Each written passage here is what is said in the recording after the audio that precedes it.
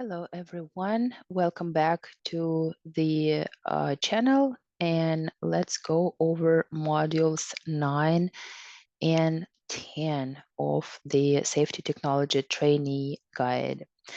So the module 9 ID is 75225, and this module describes how to conduct an incident investigation, including employee interviews and reporting requirements.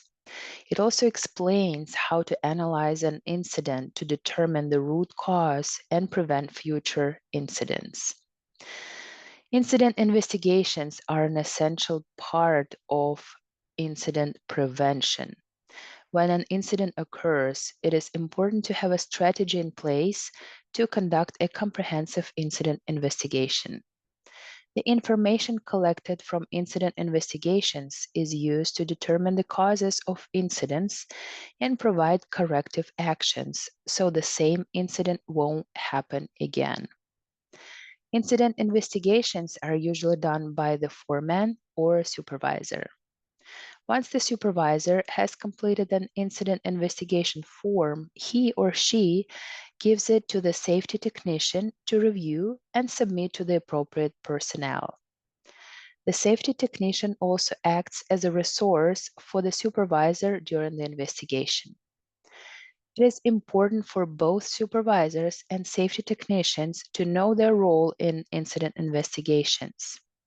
It is also important for each to know what causes incidents, why investigations are conducted, how an incident investigation form is used, and how the information is gathered that is gathered will be used.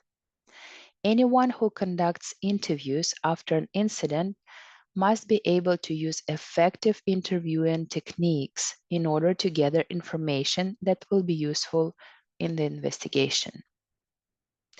All of this knowledge helps to make work sites safer. Analyzing incident investigation data is a critical step in determining how and why incidents occur. If you are able to determine the causes of incidents, you should be able to minimize future incidents. Certain methods and models of data analysis may be more effective than others based on the type of incident. Well-defined policies and procedures are also needed to support the investigation process and for conducting data analysis. No matter which method is used, the ultimate goal is finding the cause of the incident and fixing the problem. And there are two sections in Module 9. Section 1 is incident investigations. And the objective is to explain how to conduct an incident investigation. So you'll be able to explain the difference between an incident and accident.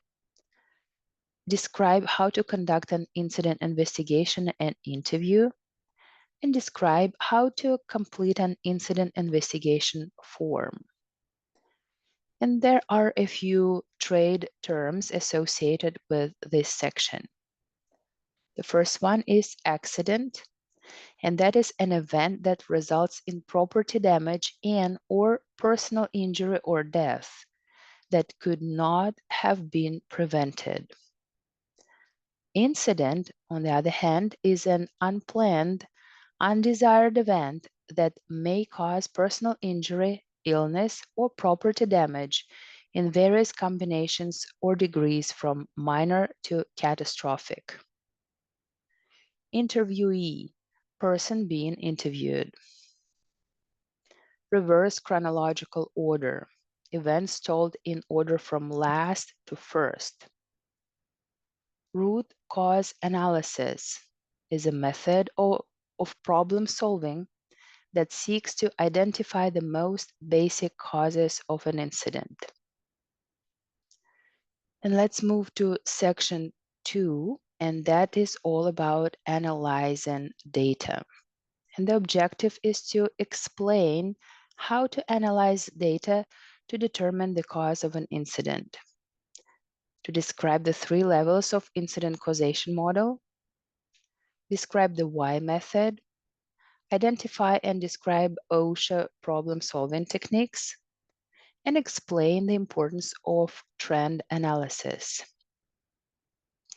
So there are a few trade terms here as well. Pareto diagram is a diagram used to perform a trend analysis by sorting data based on the frequency of occurrence. 3 levels of incident causation model. A method of incident investigation that seeks to identify 3 different factors: direct causes, indirect causes, and root causes. Why method? A method of incident investigation that is used to determine the root cause of an incident by asking the question, why did this happen? And investigating until the question why can no longer be asked.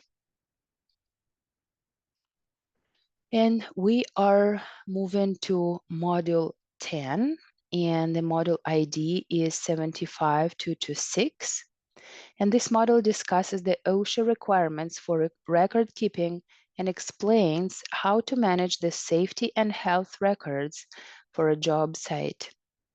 It also covers the 2 main types of OSHA inspections.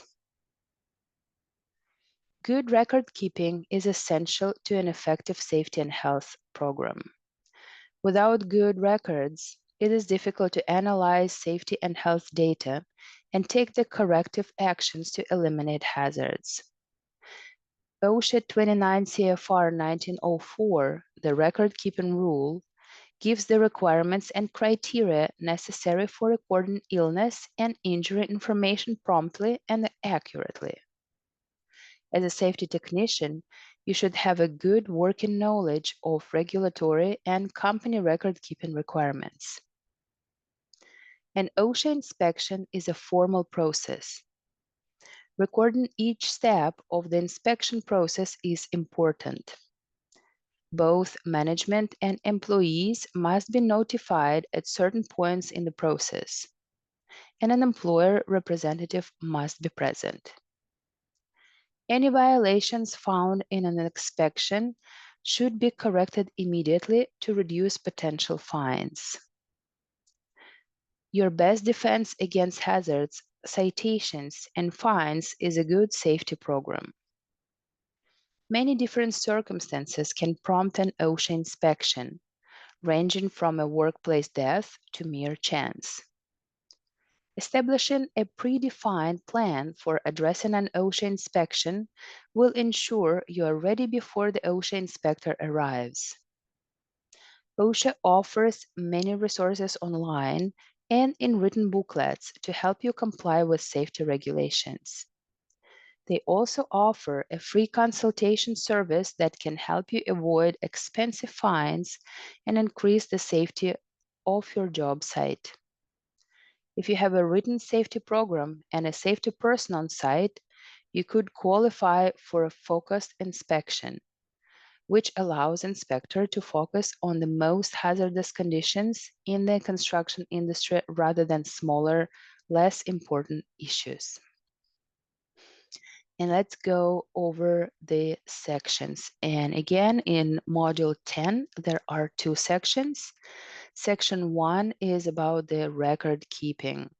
And the objective of this section is to explain how to follow OSHA and company requirements for record keeping, how to identify OSHA requirements for record keeping, classify illnesses and injuries per 29 CFR 1904, explain how to document work-related illnesses and injuries using OSHA forms 300, 300A, and 301.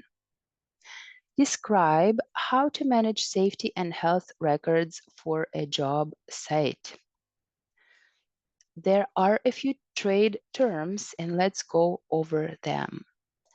Antigens.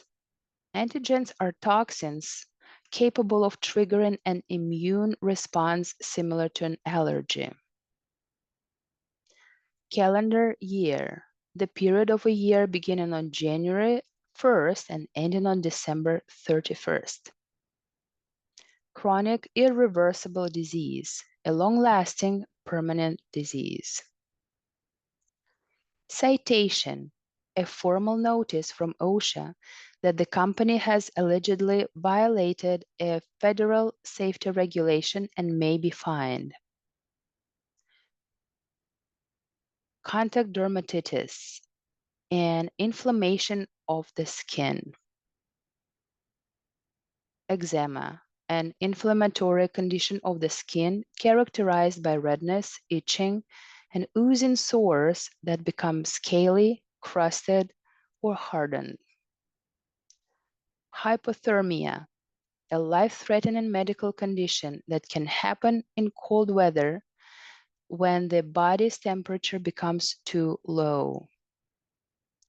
Infectious material, biological materials that carry contagious diseases and illnesses. Penalty, a fine imposed on a company for violating a federal or state safety regulation. Penalties can also include prison time for criminal actions. Recordable, an illness or injury is classified as recordable if it meets certain OSHA reporting guidelines. Restricted work activity. Work activity assigned to those workers who have experienced a work-related injury or illness that prevents them from doing the routine functions of their jobs or from working a full workday. And we're moving to section 2, and that is OSHA inspections.